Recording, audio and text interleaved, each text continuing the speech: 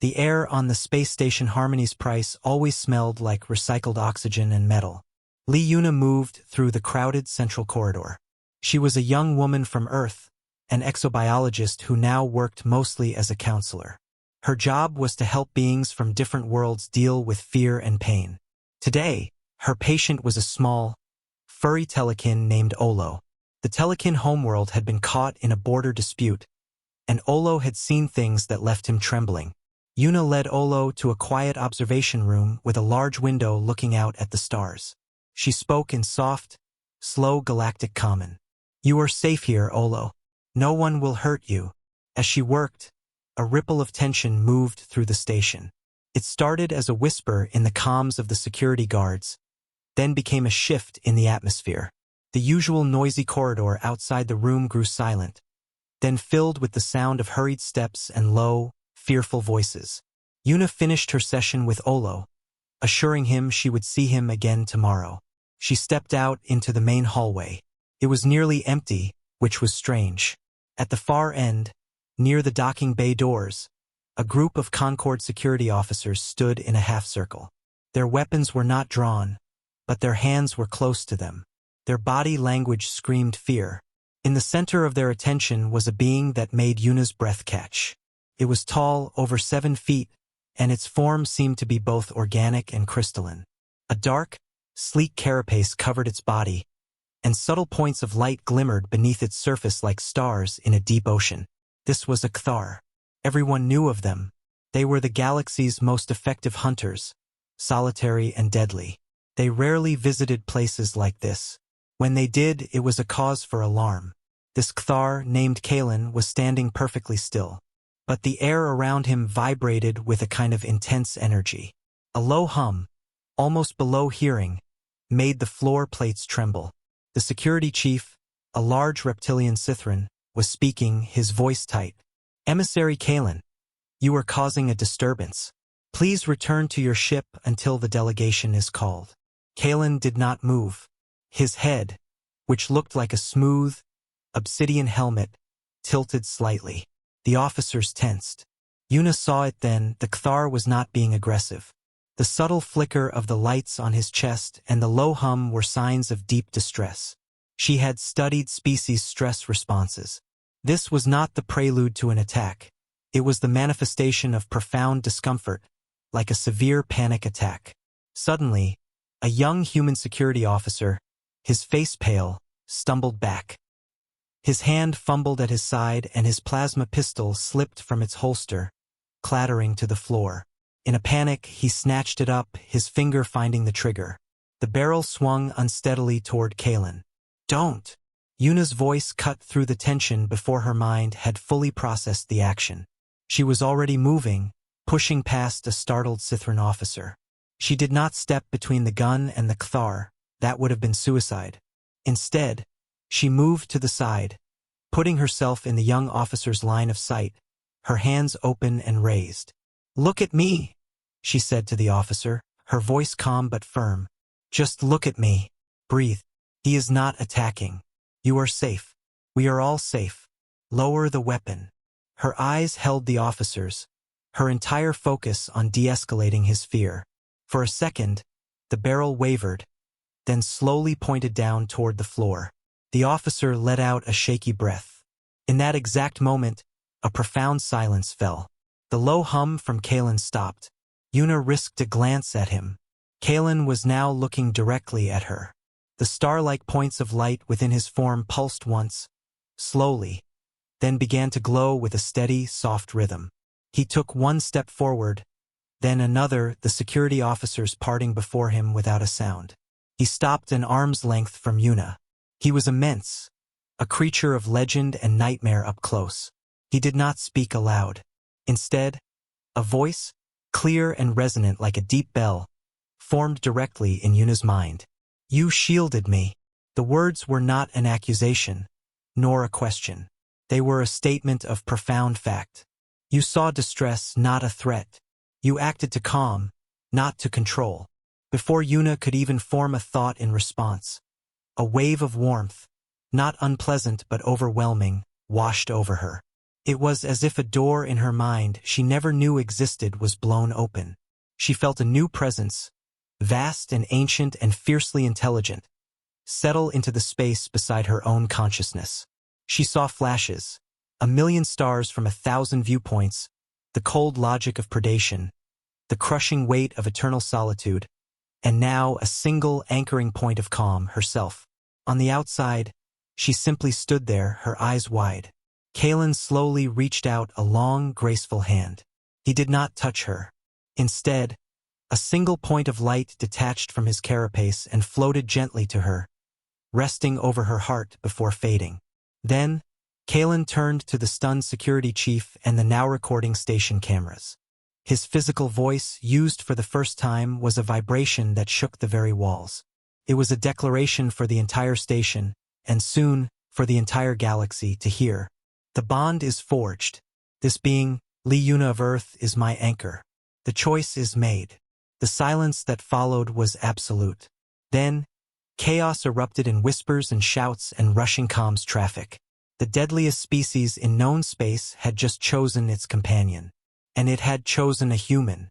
Lee Yuna, her mind echoing with the presence of a Kthar, knew nothing would ever be simple again.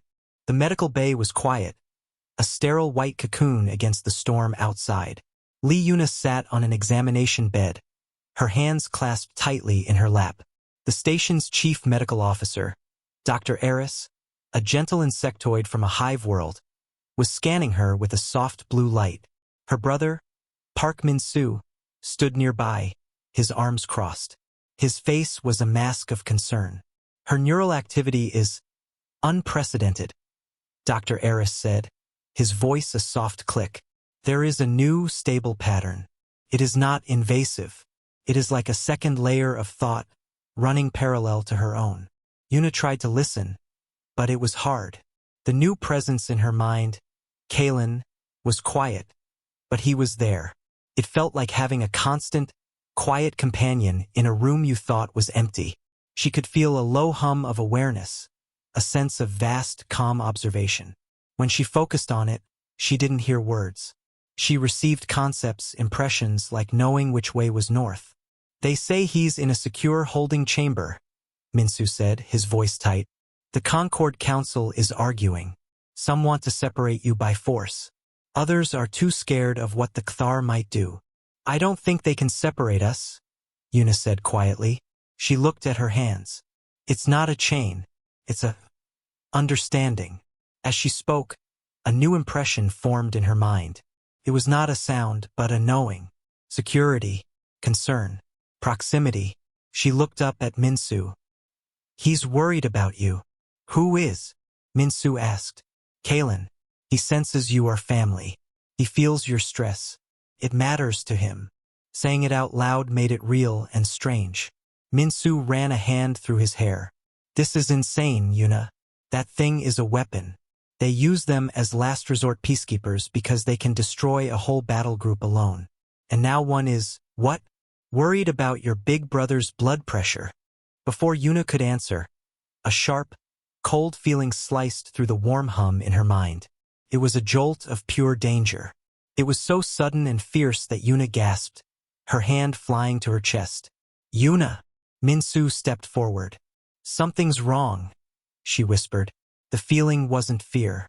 It was a clear, crisp warning. A tactical assessment. Asterisk threat identified. Approach vector.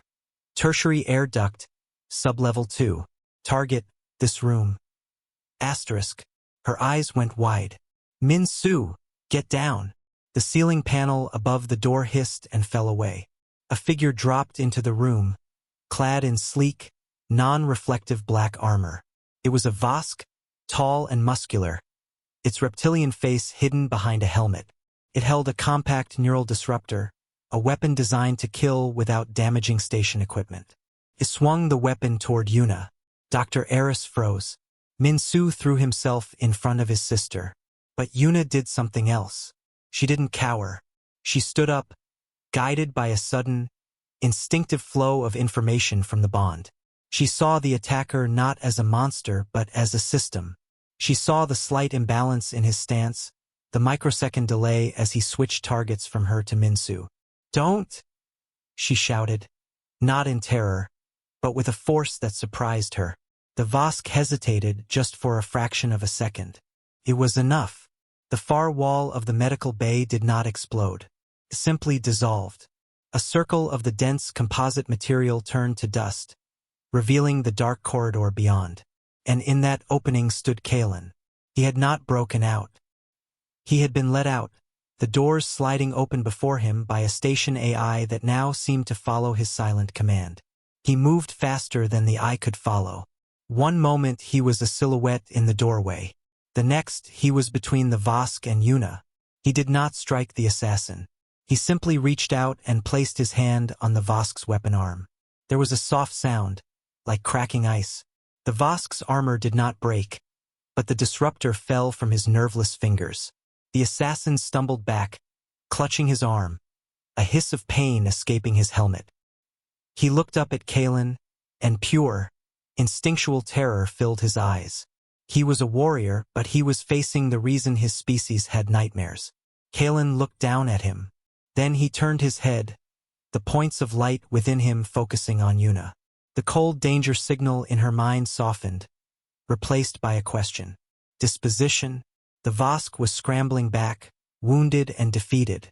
The immediate threat was over. Yuna felt the urge for punishment, for finality, rise from the bond. It was Kalen's nature. A threat was to be eliminated, but it was an offer, not a demand. Yuna took a shaky breath. She looked at the terrified assassin, then at her brother, who was unhurt. "Don't kill him," she said, her voice firm. "Restrain him." Kalen stood perfectly still for a moment. Then he gave a single, slow nod. He reached down, picked up the neural disruptor, and crushed it in his hand like a dry leaf. He then stepped back, becoming still as a statue, a silent, terrifying guardian. Station security swarmed in moments later, seizing the stunned Vosk agent. The commander stared at the scene. The ruined wall, the unharmed humans, the utterly defeated assassin, and the Kthar standing passively beside the young woman. In that moment, the story changed again. It was not just that a Kthar had chosen a human. It was that the human, through the bond, had chosen mercy. And the deadliest species in the galaxy had listened. Later, in a secured room, Minsu looked at his sister. "How did you know?" "About the attacker." Yuna touched her temple. "He knew. And then I knew." It's like, he sees the world as a pattern of threats and safety. And now, I see a shadow of that pattern. Minsu was quiet for a long time. "He protected you, but you stopped him from finishing the job." Yuna looked toward the door, where she could feel Kalen's patient, waiting presence just outside. He didn't need stopping, Minsu. He was asking. And for the first time, someone was there to answer. A heavy silence filled the observation gallery. Below, through a large transparent wall, the delegates of the Trell and the Boran faced each other. The Trell were plant-like, their vines tight with anxiety. The Boran were stone-skinned, their faces hard as granite. For 3 cycles they had argued over a mineral-rich asteroid belt. The talks had broken down. Now, threats of blockades and limited strikes were on the table. The Galactic Concord Mediator, a wise old avian named Scholar Teal, had exhausted all standard protocols. In desperation, a new suggestion had been made. It was controversial, unthinkable to some. Yuna walked into the gallery, feeling every eye upon her. She wore simple gray clothes.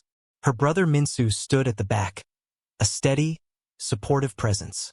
But the true focus was the being who moved silently beside her. Kalen's crystalline form caught the light, a living sculpture of dark threat. The delegates flinched as he entered. Scholar Teal gestured to a simple seat for Yuna, placed between the 2 factions. "The Concord thanks you for your participation," Teal said, his voice careful. Yuna sat. Kalen did not. He remained standing behind her chair, still as a mountain. She could feel the hum of his mind, a complex web of data. He was not analyzing words. He was analyzing them. Their postures, their chemical sense from the air filters, the microtremors in the Trell's leaves, the heat signatures of the Boran. To him, the room was a map of escalating tensions. The Boran speaker, a thick-set delegate named Gron, slammed a heavy fist on the table. Enough theater. The belt has been in our economic sphere for generations. The Trell's claims are based on forgotten maps. The Trell diplomat, a being named Lilith, rustled softly. Our maps are historical truth. Your mining will destroy the spore clouds that drift through the region. It is an ecological and cultural violation. The old arguments began again, louder now. Yuna listened. She did not speak. She let their anger wash over her. And through the bond, she felt Kalen receiving it all.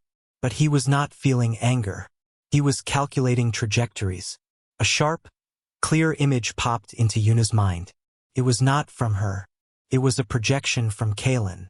She saw the asteroid belt. Then she saw not just rocks, but lines, trade routes, mining paths, spore cloud drift patterns. She saw a Boran mining ship firing its lasers. She saw the invisible spores vital to Trell culture disintegrating. The image shifted. She saw Trell bioships blocking Boran freighters. She saw a Boran patrol ship firing a warning shot. She saw the shot, by tragic accident, hitting a Trell vessel. She saw the retaliation. The conflict exploded outward, a fire spreading in fast forward.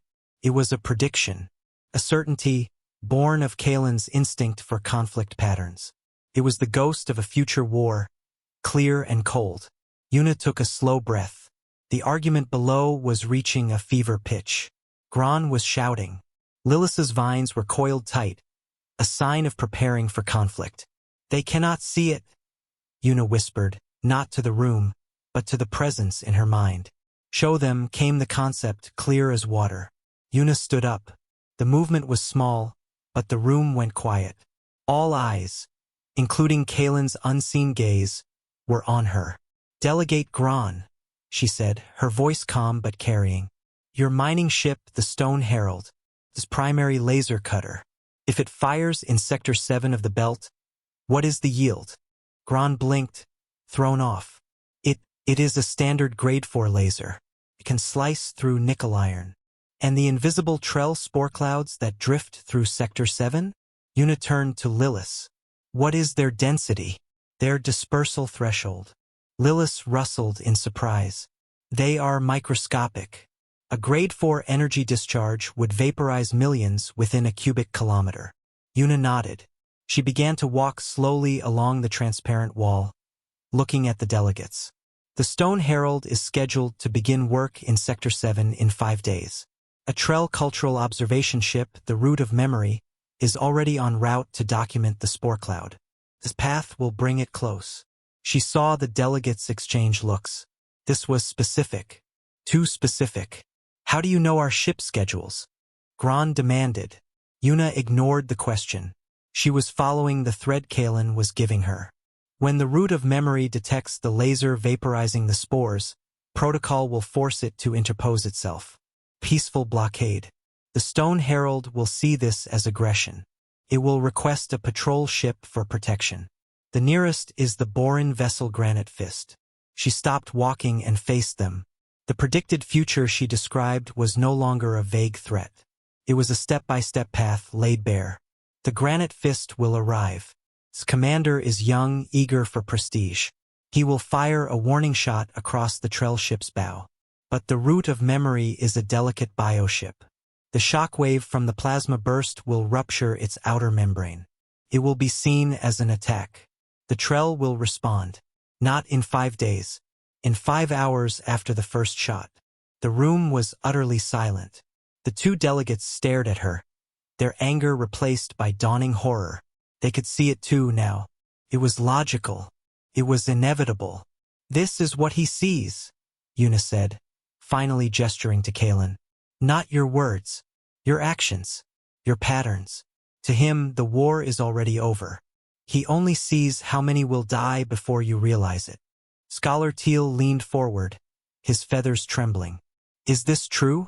Is this the Kthar assessment? Kalen did not speak, but a console in front of Teal lit up. Lines of data, star charts, ship trajectories, and probability matrices flowed across the screen. It was the visual proof of the prediction, delivered with cold, digital clarity. Gron slumped back in his chair. Lilith's vines went limp. The negotiation that followed was different. The posturing was gone. They were no longer arguing over who was right. They were working desperately to avoid the future that had just been shown to them.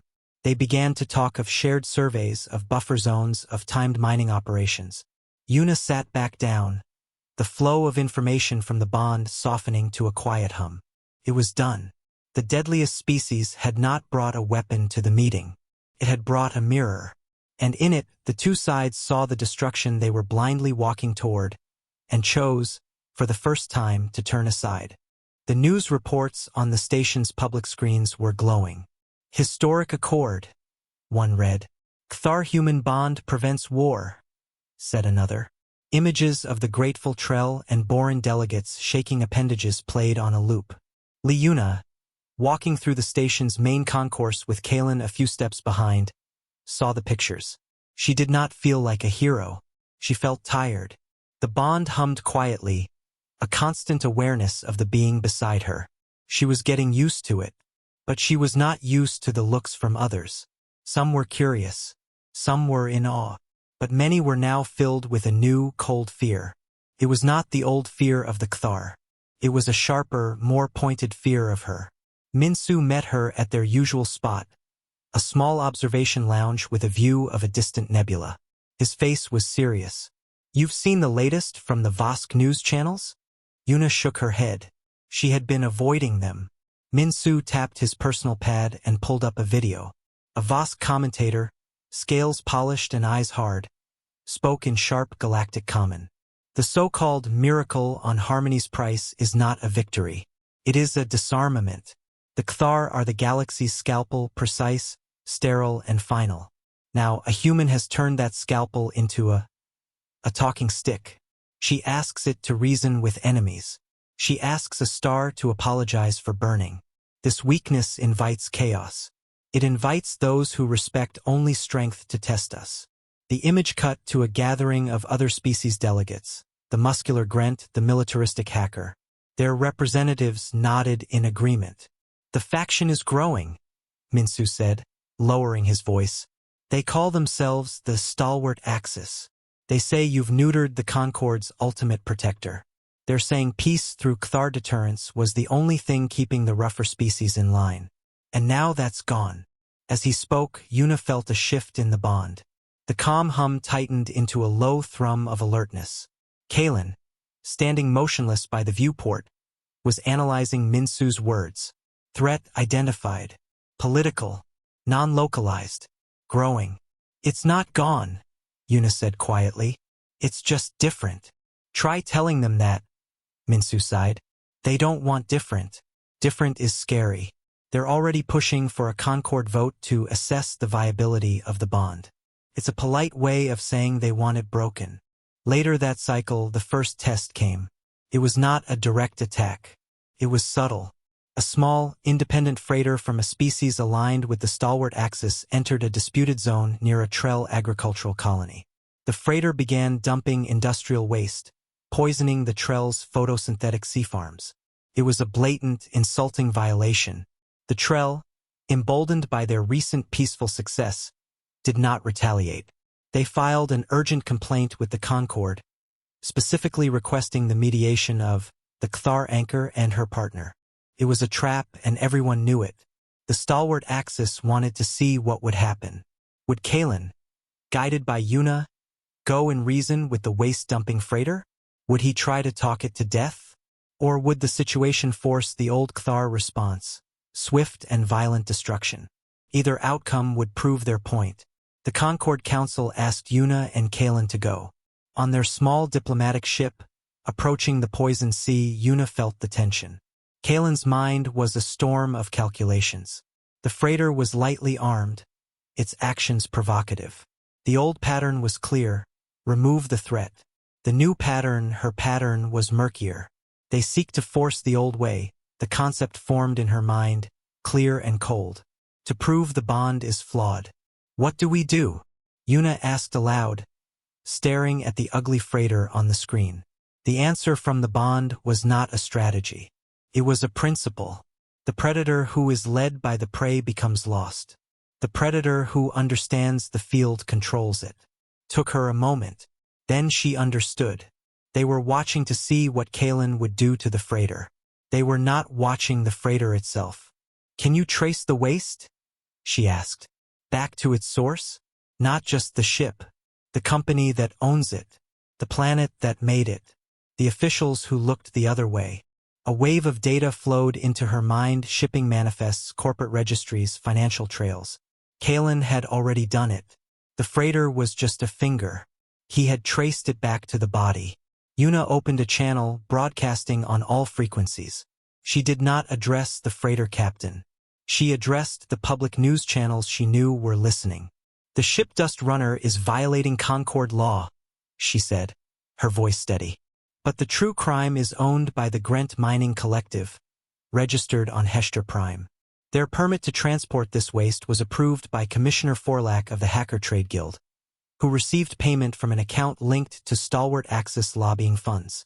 She listed names, dates, account numbers. The data scrolled on screens across the galaxy.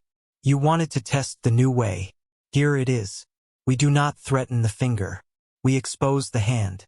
Let the galaxy see who profits from this poison. Let the citizens of Hester Prime and the hacker worlds ask their leaders why." On the view screen, the Dust Runner stopped its dumping. It hung in space, silent. Then, without another word, it turned and powered up its engines, fleeing the scene. No shot was fired. No threat was made. But the scandal erupted instantly. The exposed officials denied it, but the evidence was too precise.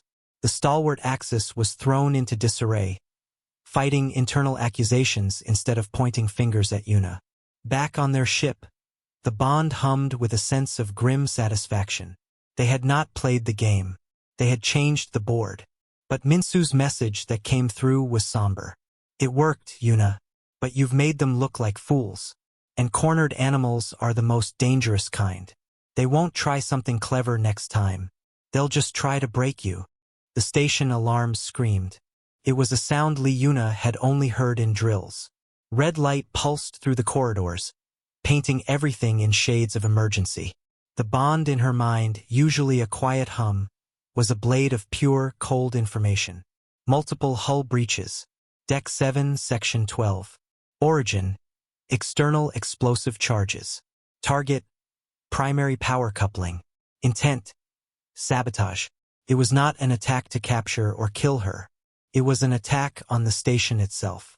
Minsu's voice crackled over her personal comm, full of static. "Yuna, they hit engineering support on Deck 7. The backup reactor is going critical. I'm in the junction. I can try to stabilize the flow, but the conduits are—" The line cut out with a sharp hiss. A new, sharper sensation sliced through the bond. It was not tactical data. It was a jolt of pure, white-hot alarm. It came from Kalen, but it was tied to her own heart. It was the sudden, terrifying knowledge that Minsu was in immediate mortal danger. "Minsu!" Yuna shouted into the dead calm. She turned and started to run toward the engineering decks, her heart pounding against her ribs. Kalen moved with her, a silent shadow, his long strides easily keeping pace. The station shook again. A distant thunder rolled through the metal bones of Harmony's Price. The lights flickered and died, replaced by dim, battery-powered strips along the floor. Smoke began to seep from ventilation grates. The path to Deck 7 was chaos. Panic station residents and crew scrambled in all directions. Security teams yelled orders. Through the bond, Yuna felt Kalen mapping the chaos, calculating the fastest route, identifying threats. But overlaid on all of it was that sharp, persistent alarm focused on Minsu. They reached a heavy security door leading to the engineering junction. It was sealed shut, a red lockdown light glowing. A young engineer was trying to pry a panel open, her hands shaking. "The magnetic seals are fused. The radiation levels inside are spiking. If the core goes, it'll take out this whole sector." Yuna pressed her hands against the cold door. She could feel nothing, but the bond told her everything. On the other side, the air was burning hot. Energy conduits, wild with feedback, were snaking like electric whips. And Minsu was there, right in the middle of it, trying to be a hero. A wave of images, not her own, flooded her. She saw through Kalen's senses. She saw the thermal bloom of the overheating core through the door. She saw the structural stress points in the junction ceiling. She saw the high probability of a containment failure in 3 minutes. The calculation was absolute. Minsu would not survive. Then a second wave hit her. This one was from deeper within the bond. It was a rising tide, dark and immense. It was the Kthar response to a threat against the anchor's kin. It was not calculation. It was purpose. It was a singular, devastating solution. Find the ones responsible. Find the Vosk command ship that had launched the saboteurs. Break it. Burn it. Scatter its atoms across the void. Let the explosion here be answered with a greater explosion there. An eye for an eye, a brother for a fleet. It was what the stalwart Axis, what Commander Torin wanted. They wanted the monster unleashed. They wanted to prove the human heart was a weakness that would lead to brutal, final vengeance. The heat from the door seemed to seep into Yuna's palms. Her brother was dying on the other side. The urge to let Kalen do it, to let the rage flow, was a physical pain in her chest. It would be so easy to say yes, to have someone to blame and to punish. She saw Minsu's face in her mind. Not scared, but determined. Focused. He was in there not for glory, but because it was his job. He was trying to save the station and everyone on it. That was who he was. The dark tide within the bond waited. It was ready. It was eager. It asked for permission. Yuna closed her eyes. She did not think about the Vosk. She did not think about vengeance. She pushed all her focus, all her will, down the bond. She pushed past the cold calculations and the hot anger. She pushed with memories. Minsu teaching her to fix a bike. Minsu laughing so hard he cried. Minsu standing between her and the assassin without a second thought. She pushed with the love for her brother, not the hatred for his killers. She poured every bit of that feeling into the bond. A direct, defiant command against the rising darkness. Save him. For a long, terrible second, there was silence within her. The dark tide halted, confused. The bond was not meant for this. It was meant for targeting, for strategy. Not for this raw, illogical human plea. Then something gave way. Kalen moved. He did not turn to leave. He stepped toward the sealed door. He placed both of his hands against the metal. The crystalline points of light within his body flared, brighter than Yuna had ever seen. A deep, resonant vibration started in his core, a sound that made the very air shake. The metal of the door began to glow, not with heat, but with a soft blue light. The molecules themselves were being persuaded to realign, to part. With a sound like a sigh, the security door dissolved into a fine, harmless dust. The scene inside was hellish. Sparks flew from shattered consoles. A conduit snaked toward Minsu, who was desperately trying to reroute cables from a fried terminal. He looked up, his face smudged with soot and etched with pain from the radiating heat. Kalen was a blur. He crossed the room in an instant. He didn't attack the energy whip. He calculated its path. With impossible precision, he grabbed a falling support beam and jammed it into the floor, intercepting the conduit's strike. The energy discharged harmlessly into the beam. In the same motion, he wrapped a protective, energy-dampening field around Minsu, shielding him from the worst of the radiation. The valve! Minsu croaked, pointing to a smoking wheel on the main reactor housing. Kalen reached out. The wheel was white-hot. He gripped it. There was a sizzle, but he turned it, sealing the breach. The shuddering of the deck plates began to steady. The screaming whine of the overloading systems dropped in pitch. The immediate danger was over. Minsu slumped against a console, breathing hard, alive. Kalen stood amid the wreckage, the glow fading from his form. He turned his head toward Yuna, who stood in the doorway. The bond hummed, quiet now. The dark tide receded. It held only the echo of her command, and the new, unfamiliar aftertaste of a choice that had never been made before. Sacrifice without slaughter. He had asked. She had answered. And for the first time in Cthar history, the answer had been to save a single life instead of taking countless others. Silence filled the ruined engineering junction, broken only by the hiss of cooling metal and Minsu's labored breathing. Li Yuna rushed to her brother's side, helping him to his feet. He was bruised and suffering from radiation exposure, but alive. Through the bond, Yuna felt a shift. The cold, tactical focus that had filled Kalen was now directed outward, beyond the station's broken hull. He was analyzing the attack vectors, tracing the paths of the sabotage pods back to their origin point in the nearby asteroid field. Source identified, the concept formed, sharp and clear. Vosk Command Vessel. Designation, Iron Will. Commander Torin. They observe, awaiting outcome. They were watching. They had triggered the disaster, hoping to force Kalen into a blind, vengeful rage. They wanted him to charge out, a weapon without a sheath, and prove to the galaxy that the human bond made him unpredictable and dangerous. Yuna felt the old, dark pull in the bond. The part of Kalen that was pure predator saw the solution. A swift, surgical strike. Remove the threat at its head. It was logical. It was what was expected. Minsu coughed, leaning on her. The station comms are jammed. They've cut us off. They want us isolated. Yuna looked at Kalen. The points of light within him pulsed with restrained energy. He was waiting for her direction. The two paths were clear. The old way of fear or the new, untested way. They think they know what you'll do, Yuna said quietly, her mind racing. They've planned for the monster. They haven't planned for us. An idea began to form, not from Kalen's tactical mind, but from her own human understanding of stories and symbols. She fed the idea into the bond. It wasn't a detailed plan. It was a feeling, an image of exposure, not attack, of truth as a weapon. Kalen's head tilted. The concept was alien to his nature, but he processed it. He saw the logic, not of destruction, but of strategic revelation. He gave a single, slow nod. Minsu, you said you found data. Proof of their conspiracy.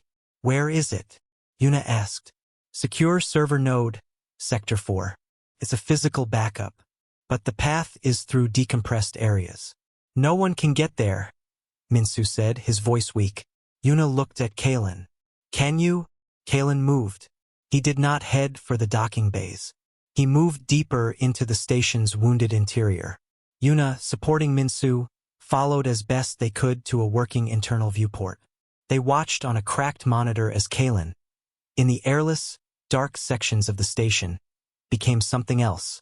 He moved through the vacuum without a suit, his body handling the extreme cold. He used his strength not to break, but to navigate, melting sealed doors with a touch, moving with a silent purpose. He was not fighting. He was retrieving.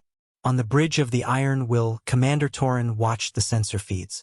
He saw the station's power fluctuations stabilizing. He saw no sign of an enraged Cthar warship tearing out of the bay. Where is it? He growled. The human should be dead. The beast should be coming for us. This is the moment. Then his communications officer stiffened. Commander, we are being hailed. On all frequencies. A universal broadcast. The source is, it's originating from the station, but the signal is being boosted by a Cthar energy signature. We cannot block it. On the main screen, the face of Li Yuna appeared. She stood in a damaged corridor, her brother beside her. She looked tired, but her eyes were clear. People of the Galactic Concord, she began. Her voice was calm. You have been told that the bond between Cthar and human is a weakness, that it makes us vulnerable. Today, the stalwart Axis tried to prove that by attacking this station and trying to kill my brother. They hoped to provoke a return to the old ways of fear. As she spoke, data began to stream across the screen below her. It was Minsu's evidence. Financial records linking Torin to the saboteurs. Audio logs of planning sessions. Orders signed by stalwart Axis allies. It was all there, undeniable and clear, broadcast for every news channel, every government, every citizen to see. They wanted a show of brute force, Yuna continued. They wanted you to see a Kthar destroy. So look, see what he is doing instead. The view switched. It was a feed from Kalen's own perspective, shared through the bond. The galaxy saw through his eyes as he moved through the dead station. They saw him reach a secured server bank. They saw him, with immense care, extract a small data crystal, the physical proof. Not with rage, but with precision. Not to take a life, but to protect the truth. Then the view changed again. It showed the iron will from the station's external sensors. A targeting reticule, the kind used by Kthar warships, appeared over the Voss command ship. Every being watching held their breath. This was it. The vengeance. The targeting laser locked on. But it did not focus on the ship's weapons or its engines. It pinpointed the ship's main communication array. A single, focused pulse of energy lanced out from the station. A Kthar warning shot of unimaginable accuracy. On the screen, the Iron Will's comm array exploded in a silent, contained flash. The ship was unharmed, but now mute and blind to the wider galaxy. It was not an act of war. It was an act of silencing. A shaming. Yuna's face returned to the screen. The strongest force in the galaxy is not the power to destroy. It is the power to choose not to. The Kthar have always had that power. They just never had a friend to show them another option. On the bridge of the Iron Will, Torrens stared at his dead comms panels. He was not destroyed. He was exposed. His allies were seeing the evidence. His plot was laid bare for all to see, and the weapon he had tried to provoke had simply turned off his microphone. The broadcast ended. In the silence that followed across the galaxy, the old idea of the Kthar as mindless killers shattered. They had seen restraint. They had seen choice. They had seen, for the first time, mercy from the deadliest species. And it was more terrifying and more powerful than any wrath could ever be. The great hall of the Galactic Concord was silent. It was a bowl of light and sound usually filled with the arguments of 1,000 species. Today, every eye was fixed on the central platform. Liuna stood there, feeling small. Her simple gray clothes were clean but plain. Beside her, Kalen was a statue of dark crystal and quiet light. He did not move, but his presence filled the space. Her brother, Minsu, watched from a special seat nearby, his body still healing but his face proud. Before them sat the Concord Council. The avian scholar Teal, the plant-like Lilith, the stone-skinned Gron, and representatives from every major power, including a grim, new Vosk ambassador who refused to look at the disgraced Commander Torren on the screens. The stalwart Axis had collapsed. The evidence had been too clear, the shame too public. The attack on Harmony's Price was now seen as a crime, not a clever test. The galaxy had watched a Kthar choose precision over pain, and it had changed everything. Scholar Teal stood. His voice, when it came, was soft but carried to every corner. Yuna of Earth, Kalen of the Kthar. This council and the civilization it represents owes you a debt. You have shown us a new pattern. You have asked us to question what we knew of strength. He turned to address the entire hall. The motion before us is not a small one. It is to formally recognize the Kthar-human bond not as an anomaly, but as a protected sovereign union. To acknowledge that the choice, when made, brings not a servant or a weapon, but a new perspective into the heart of galactic affairs. The old Vosk ambassador stood, his scales dull. We do not question the outcome, he said, the words seeming to hurt him. But we must ask, is this stable? Or is it a single, fragile exception? What happens when the next Kthar chooses? Will they also listen to a soft voice? Yuna felt the question hang in the air. It was the real question. She had wondered it herself. She looked at Kalen, and through the bond, she felt not an answer, but a certainty. He had already begun. He took a single step forward. For the first time in this hall, he used his physical voice. The deep, bell-like vibration made the air hum. The choice is not random. It is a search. For millennia, my people sought anchors in places of hardened strength, thinking it would balance our own. We were wrong. We found control but not clarity. In Liuna, we found a different strength. The strength to heal. to understand conflict not as a game to win, but as a wound to mend. This is the pattern we now see. As he spoke, images appeared in the air above the platform. They were not from Yuna's mind, but from Kalen's, shared with the Concord network. They showed data, deep genetic and psychic scans of the bond. The bond does not change the Kthar. It reveals us to ourselves. Her capacity for empathy provides a lens. It allows us to focus our perception with greater purpose. We have now shared this understanding with our people. The images shifted. They showed distant Kthar vessels, not approaching warlike empires, but visiting quieter worlds.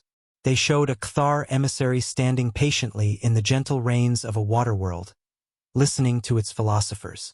They showed another observing the great, peaceful memory singers of a gas giant culture. The next choice will not be a human, Kalen intoned. It may be a singer, a gardener, a builder. It will be a being whose strength is of a different kind. The era of the weapon anchor is over. We have learned a new way. The silence in the hall was absolute. They were not just recognizing a single bond. They were witnessing the evolution of the galaxy's most feared species, in real time. Guided by a human, the Kthar were seeking not to dominate, but to understand. Scholar Teal slowly bowed his head. The motion is recognized. All in favor. Lights began to bloom across the Great Council Bowl. Green for agreement. At first a trickle, then a wave. The Vosk ambassador watched the lights rise around him.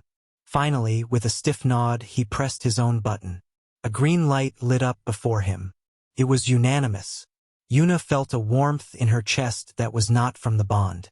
It was her own. It was relief and hope. Later, they stood on a viewing platform of the rebuilt Harmony's Price. The stars were sharp and clear. Minsu was in a nearby medical pod, finally sleeping peacefully. Yuna looked out at the infinite dark. It's really over, isn't it? Through the bond came a sense of quiet negation. Not over. Begun. She understood.